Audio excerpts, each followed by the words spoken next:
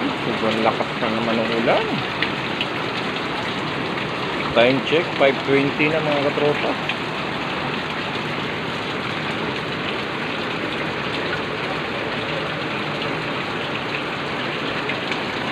Ayan. Kakalagay ko lang nitong balde, puno na agad.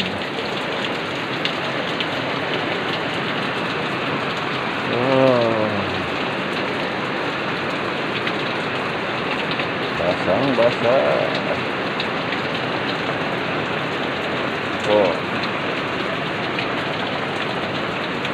Yan ay update natin ngayong araw ng Martes, July 22.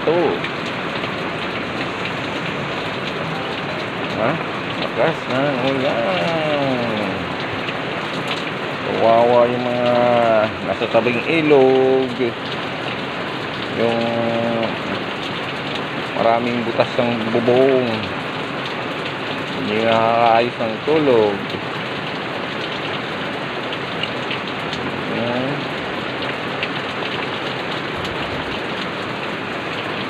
Thanks for watching. Dito na lang muna mga katropa. Ito update natin mula nung alas 12 hanggang ngayong umaga.